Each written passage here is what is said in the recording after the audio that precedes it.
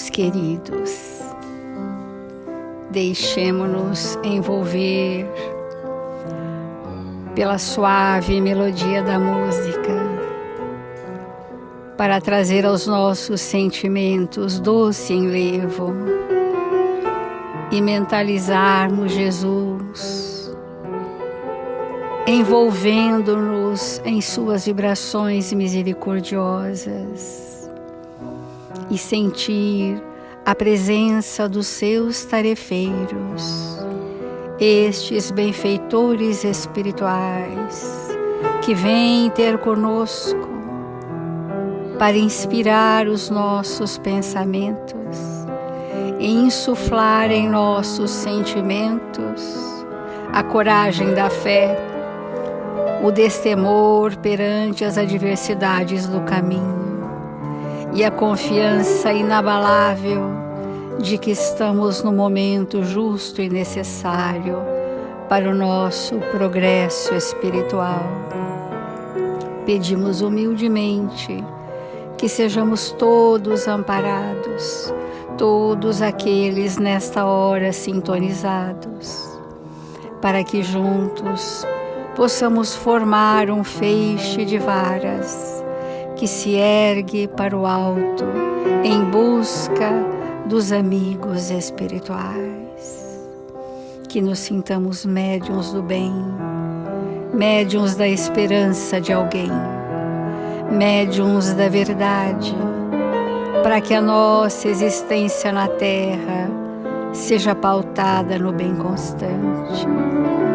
Nesta hora, Senhor, agradecemos a presença honrada e amiga dos seus tarefeiros, espíritos responsáveis por este Evangelho, que nos façam instrumentos dignos e úteis, hoje e sempre, onde quer que estejamos. Obrigada, Senhor. Obrigada, amigos.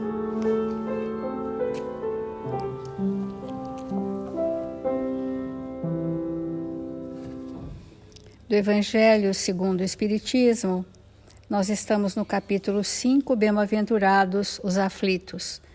E dentro das bem-aventuranças, nós estamos refletindo sobre o suicídio e a loucura. O item 17 diz assim: o espírita tem, pois, para contrabalançar a ideia do suicídio, vários motivos.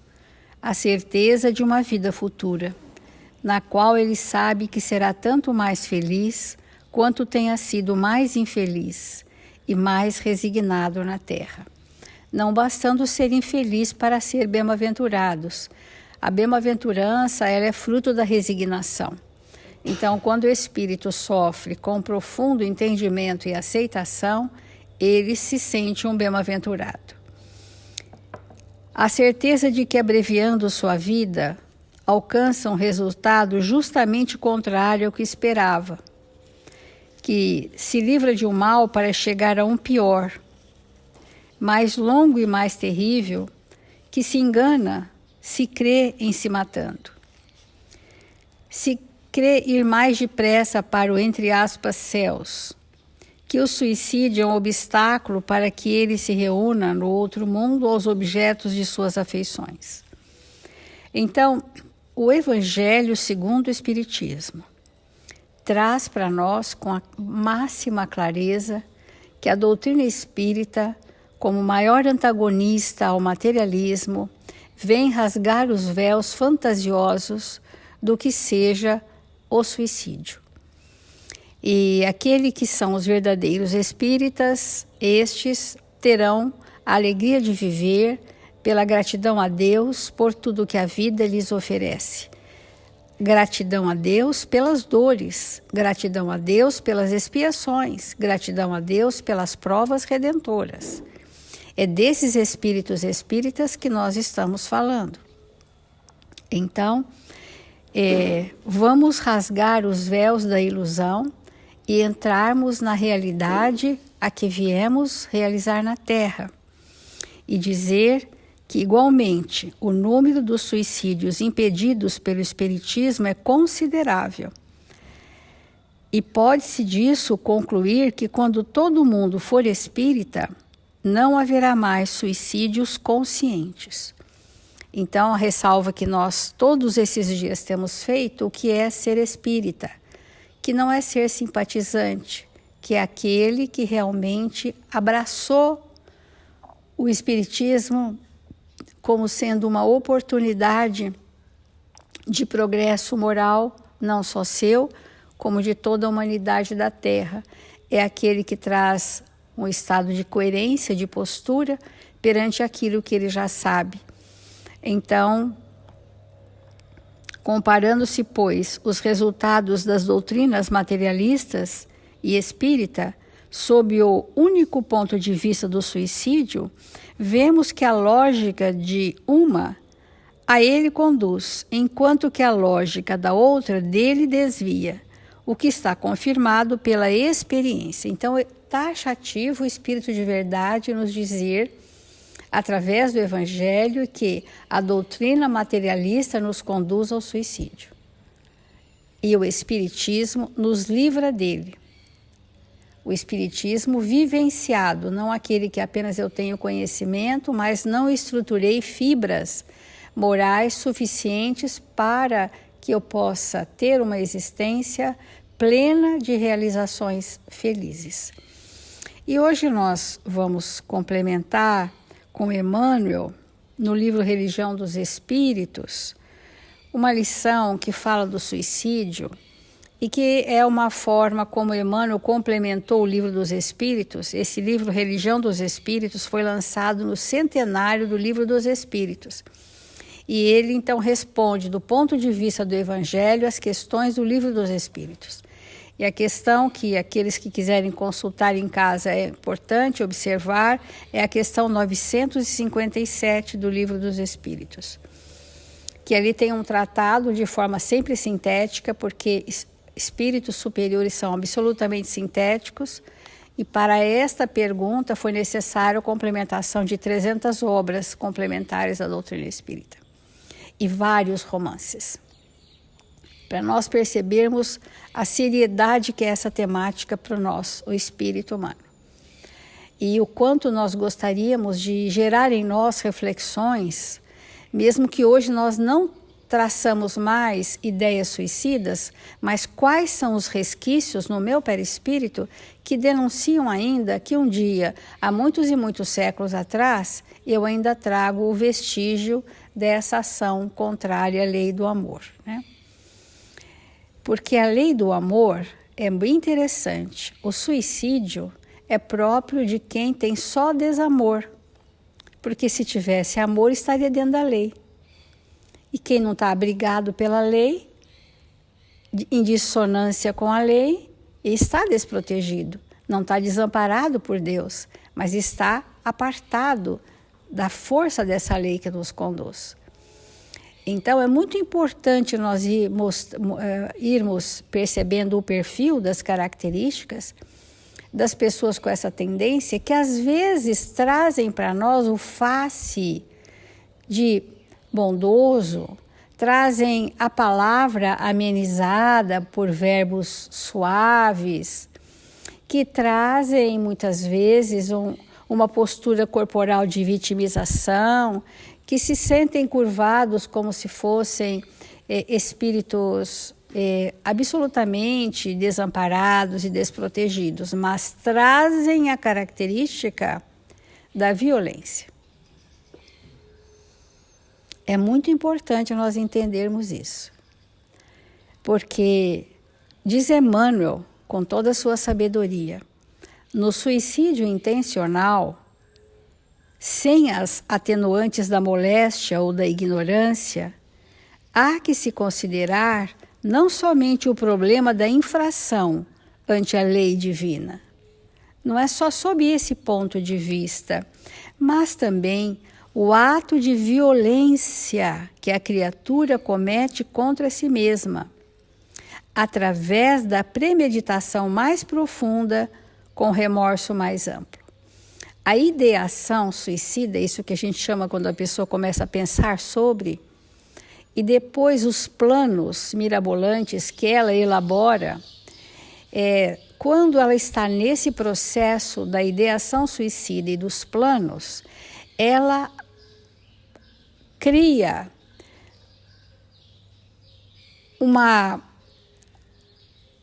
verdadeiros vórtices perispiríticos, onde sua energia vital saudável vai se perdendo, vai escorrendo daquela pessoa o fluido vital. Só de pensar. Um dia, o Divaldo conta isso bastante, ainda muito jovem, se sentindo só, ele fala assim, mas eu sou muito sozinho, eu preferia então desencarnar. Um pensamento rápido, fugidio, aparentemente inocente na sua juventude, e quando ele entra na maturidade, ele tem um problema de angina bem grave. E o amigo espiritual disse para ele, lembra daquele dia que você pensou em não viver? Essa é a consequência. É impressionante essa passagem de pessoas conhecidas, que é o Divaldo. Então, a ordem mental que eu dou para não querer existir, para não estar satisfeito com nada, eu estou dando ordens mentais de autodestruição. E essa autodestruição acontecerá, porque nós somos soberanos sobre o nosso corpo. Então, quando Emmanuel diz assim, o ato de violência que a criatura comete contra si mesma, obviamente que todas as nossas características doentes não são só contra nós mesmos. Se eu sou capaz de ser cruel e violento comigo, eu sou capaz de ser cruel e violento com todos. Porque nunca a vibração desse traço da personalidade é unilateral.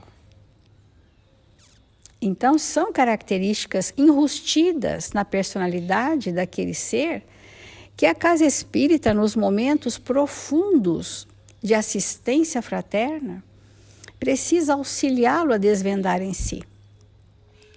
Porque quantas pessoas têm o impulso de interromper a vida física por questões passionais de desamor. Ora, se ela compreender que ela é portadora desse desamor pelo grau de violência que ela acalenta há séculos, de ter ideias de pôr fim à sua própria vida, ela vai entender que ela criou uma psicosfera, ela criou um campo vibratório ao seu redor que afugenta as pessoas, que causa um desprazer da convivência. E aí confirma-se essa solidão. E o espírito precisa perceber o fator causal. A doutrina espírita toda é pautada em fatores causais. Então, através da premeditação mais profunda, com remorso mais amplo. O remorso, ele gera dor, né? Uma amargura, um amargor, né? Na alma. Vamos traduzir num paladar do fel. É o fel interno que o espírito vai degustando, que ele criou para si mesmo. Atormentada de dor, a consciência desperta no nível de sombra a que se precipitou. Então, tendo realizado o ato contrário à lei do amor, que são as leis divinas, ele entra em que estado vibratório? Das sombras em que eu me precipitei. Quando os espíritos que romanceiam a doutrina espírita retratam para nós o cenário mórbido daqueles que se encontram na situação do suicídio, seja direto ou indireto, esse retrato é o retrato da minha criação mental, porque Deus não cria situações sofridas para nós, mas eu crio para mim. E é sempre lembrando o que André Luiz nos fala em Evolução em Dois Mundos, que ao desencarnar, nós levamos conosco o cenário que nos é próprio. Então, aquele manancial difícil é o cenário que me é próprio, que encontrou similitude no cenário seu que lhe é próprio, e vamos formando um cortejo de espíritos que se arrastam pelo cenário mental que criamos para nós. E nós precisamos perguntar a nós mesmos: eu quero me libertar para ser feliz ou mergulhar por um prazer mórbido nesse tormento de dor que eu me precipitei, suportando compulsoriamente as companhias que elegeu para si própria, pelo tempo indispensável à justa renovação. Ontem a Ana fez a citação de que quando eu entro nesse patamar de vibração, não estou mais só, estou ligado a legiões. Legiões que me arrastam e que me representam pela similitude dos pensamentos, pelas imagens mentais, pelas ideias equivocadas, alienadas da verdade que nós arrastamos. Por isso que o Evangelho diz: loucura e suicídio não sofrem solução de continuidade. Então, é muito importante nós fazermos esse levantamento quanto a nós mesmos, porque o Evangelho é para nós aplicarmos em nós. Quantos de nós já tivemos ideias de desistir? Já tivemos ideias de que não merecemos, porque é a mesma coisa, A rebeldia, eu não mereço, quando eu digo eu não mereço, eu estou dizendo eu nada compreendi sobre a justiça divina. Eu não construí ainda o valor da responsabilidade sobre os meus atos. E, portanto, quando as consequências nos chegam, nós estamos despreparados, nós estamos fragilizados. Então, cabe à casa espírita dar a estes os nossos irmãos com essa temática, porque é uma temática relevante no século em que vivemos, o acolhimento profundo ao espírito e não à queixa.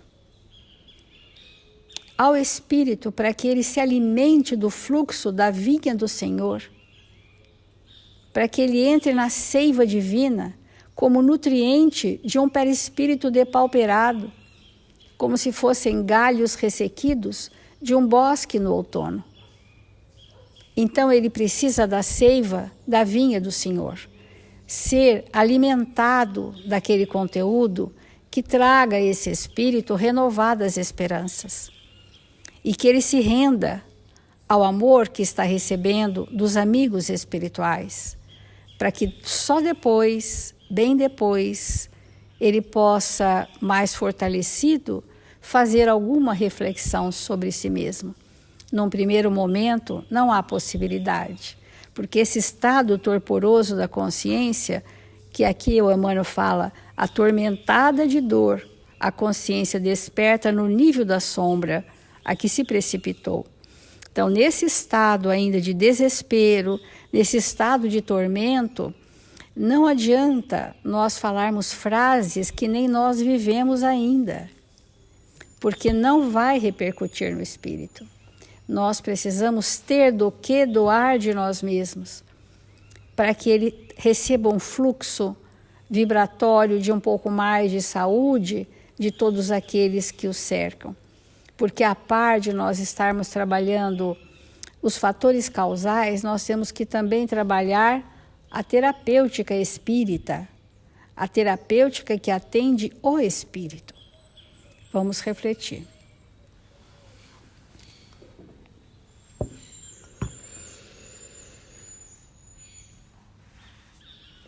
Não é nada agradável, numa manhã de domingo, abordarmos esse tema que é muito doloroso para nós em humanidade. Mas, embora não seja agradável, é extremamente necessário, porque não tem dia para a gente entrar em contato com a verdade. E todos os dias nós precisamos nos sustentar com essa verdade, para que ela norteie a nossa vida. Então, pode não ser agradável, mas é bom para o espírito. Então, nós selecionamos um texto do livro O Consolador, na pergunta 146, em que é feita uma pergunta: é fatal o instante da morte? E a resposta, com exceção do suicídio, e aqui a gente vai entender o suicídio, tanto o direto, o, entre aspas, consciente, quanto o inconsciente, quanto o indireto. Então, com exceção do suicídio, todos os casos de desencarnação são determinados previamente pelas forças espirituais que orientam a atividade do homem sobre a Terra. É muito importante compreendermos esse ensinamento, porque sempre quando alguém desencarna, ligado ao nosso coração, vem uma dúvida: mas era a hora? Tão jovem, muitas vezes. Em outros momentos, um pai de família com os filhos pequenos, uma mãe na hora do parto. Então, essa dúvida surge sempre em nossos corações. Mas era a hora? Então, nós vamos responder com toda a convicção que, se não foi um suicídio, direto ou indireto, era a hora. Porque todos nós temos proteção. Alguém pode errar, mas se não for a nossa hora, algo vai acontecer e nós vamos escapar. Porque ele deixa muito claro para nós que a desencarnação é determinada pelas forças espirituais que orientam as nossas atividades sobre a Terra. Portanto, a nossa hora irá chegar de maneira natural a partir daquela situação em que o quantum de energia vital que nós absorvemos do fluido cósmico universal para uma existência vai se encerrar ali. Às vezes, uma pessoa com seus 40 anos vai, por exemplo, fazer uma cirurgia e vai desencarnar. Não por erro médico, não por uma situação, e mesmo que o médico tenha errado, se não fora dele não morre, porque ele tem amparo. Então, naquele momento que ele desencarna com 40 anos, tem um ataque fulminante do coração, um problema ali, a gente pensa, mas com tanto fluido vital? Mas é um engano, porque o fluido vital ele não é visto, não é sentido e nem percebido pela capacidade que nós temos de realizar coisas. Se o espírito fez um planejamento para desencarnar, e às vezes de uma morte violenta, às vezes ele está num avião e o avião cai, num ônibus e sofre um acidente, e o desligamento desses espíritos que têm uma programação para partir naquele dia, naquela semana, naquele mês, naquele ano, o desligamento é muito fácil, porque existe uma programação do quantum de fluido vital, diferente do suicídio, muito diferente do suicídio. Então, esclarecendo-vos, ele continua, quanto a essa exceção, devemos considerar que se o homem é escravo das condições externas da sua vida no orbe, é livre no mundo íntimo, razão porque, trazendo no seu mapa de prova a tentação de despertar da vida expiatória e retificadora, contrai um débito penoso aquele que se arruína, desmantelando as próprias energias. É muito importante esse parágrafo, porque esses espíritos nos esclarecem que existem condições externas na nossa vida que nos constrangem a determinadas situações, que muitas vezes nos dirigem até certo ponto, que tem até uma certa fatalidade, vamos dizer assim, que tem até um determinismo, embora saibamos que o único determinismo do espírito é o amor. Mas as condições externas, elas podem sim nos arrastar. Mas o que ele esclarece é que o mundo íntimo do espírito é sempre livre.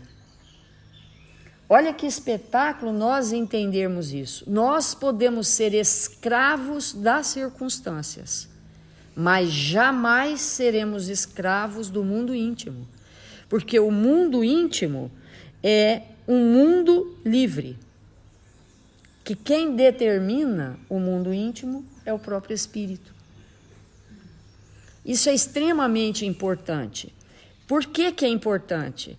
Porque muitas vezes, e ele vai dizer isso numa questão mais à frente, ele vai dizer que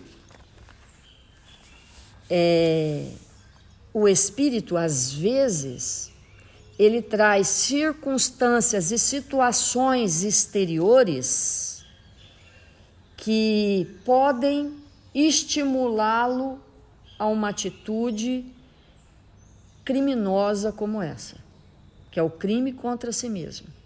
Ele pode, mas o mundo íntimo não está submetido a essas forças. É o espírito que se dirige, que permite. Então, na questão 252, ele vai dizer assim: relativamente ao suicídio, é oportuno repetir que a obra de Deus é a obra do amor e do bem, de todos os planos da vida, e devemos reconhecer que se muitos espíritos reencarnam com a prova das tentações ao suicídio, olha a importância disso. Há espíritos que reencarnam com a prova da tentação ao suicídio. Quando nós olhamos para nós mesmos, nós sabemos, olhando para a nossa intimidade, que trouxemos dentro de nós tentações, que nada mais são do que vivências milenarmente repetidas e que nesta existência surgem inicialmente como tendências que, se não educadas, se tornam em hábitos perniciosos. Então, há espíritos que nascem com esta tendência.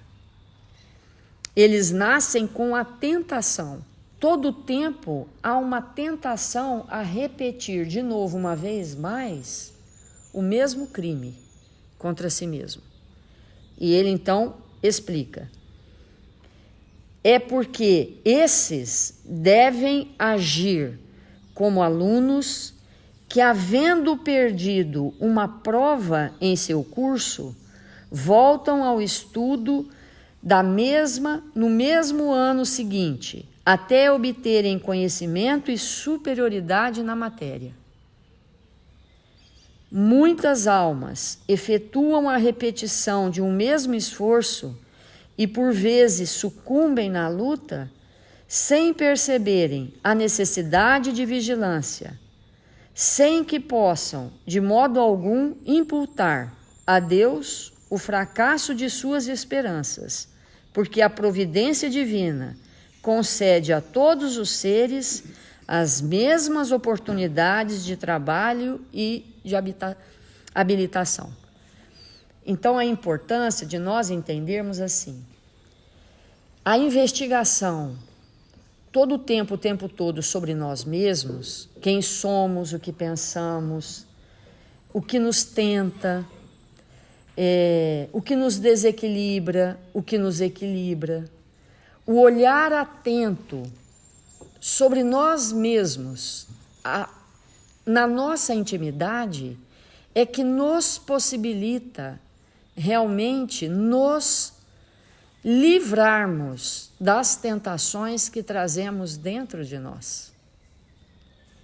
E isso é extremamente importante. Por isso que a doutrina espírita esclarece que ninguém no mundo, no planeta Terra, vai se tornar espírita se não se conhecer em profundidade. Não é possível ser espírita ouvindo palestras. Porque o espiritismo exige de nós um olhar muito atento para que nós possamos identificar as nossas habilidades, os sentimentos já desenvolvidos, os valores já estruturados, que nós vamos lançar mão para combater as tentações que são íntimas. E aí nós vamos compreendendo que o espírito que permanece do jeito que ele é, por mais de um ano, não tem como ele se afirmar espírita. Não tem. Porque o espiritismo é uma lâmina cirúrgica que nos permite, retirando de nós mesmos, aquelas arestas que são necessárias para a nossa renovação. E dedicarmos-nos com afinco a estudar esses conceitos que a doutrina espírita nos traz, esse entendimento do que é mesmo que tem dentro de mim que me predispõe a esse tipo e nível de violência, é fundamental para que eu me liberte. Eu preciso saber. Eu preciso enxergar. E em seguida, mergulhar profundamente na terapêutica. Porque me tratando com os recursos adequados à renovação do pensamento, vamos nos libertar dos equívocos que nos conduzem à elaboração de pensamentos que são suicidas. Isso é muito importante, porque um suicida é um espírito que tem pensamentos suicidas. E pensamentos suicidas não é simplesmente a forma como ele vai executar o plano. Isso é muito importante de nós compreendermos. Porque o pensamento suicida é o pensamento alimentado dentro da intimidade dele contra as leis divinas. Tudo aquilo que nós alimentamos contrário às leis divinas é um pensamento de autodestruição.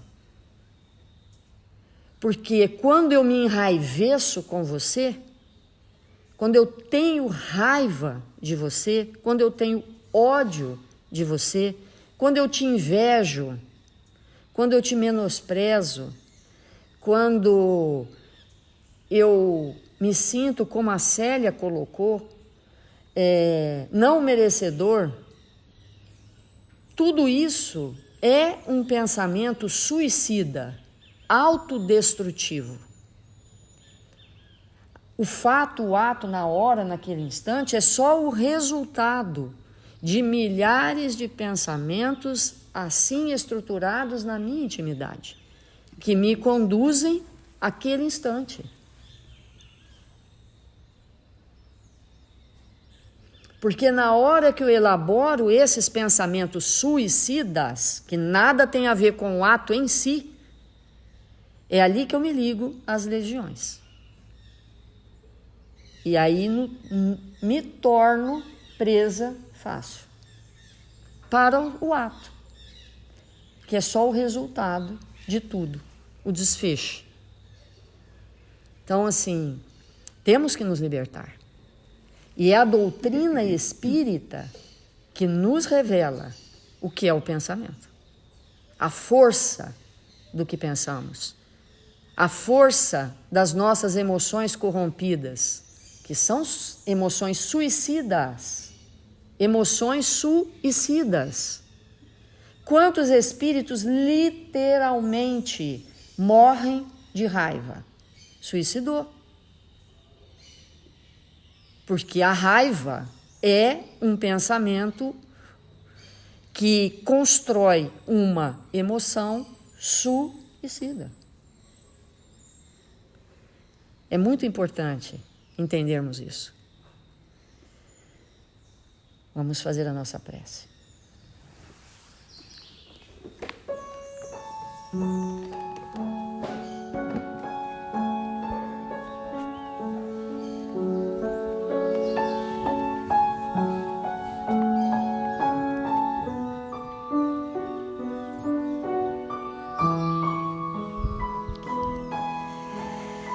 Deus, nosso Pai, que nos criou do amor para o amor. Nos encontramos aqui, desejosos de nos tornarmos seus filhos amorosos,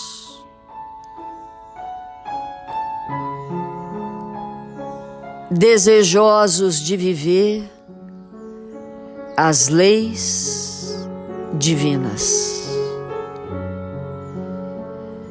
Nos encontramos aqui, desejosos de abandonar definitivamente, Senhor, aqueles pensamentos que nos destroem, que nos corrompem, que nos limitam, que distanciam de nós a felicidade real. Estamos desejosos de aprender mais e mais a nos tornarmos, Senhor, os discípulos de Jesus,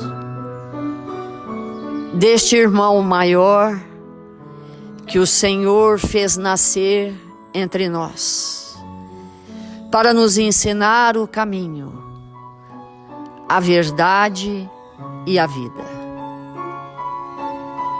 Que o Senhor nos abençoe, que a sua paternidade, ao nos amparar, seja sentida por nós. Sejamos seus filhos obedientes, generosos, dispostos ao bem e à verdade.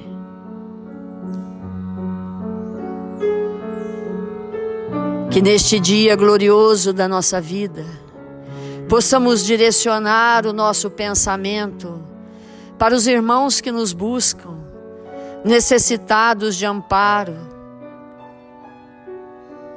desejosos de se erguerem e prosseguirem.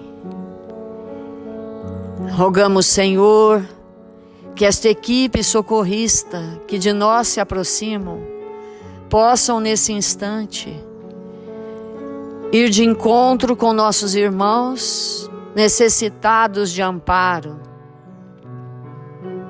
de saúde,